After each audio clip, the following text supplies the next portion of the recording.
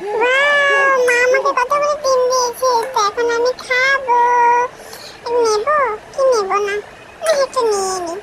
তো ওমা, খেতে পাচ্ছি না কেন, শক্ত তো, শক্ত, ই, ই, ই, শক্ত, খেতে পাচ্ছি না।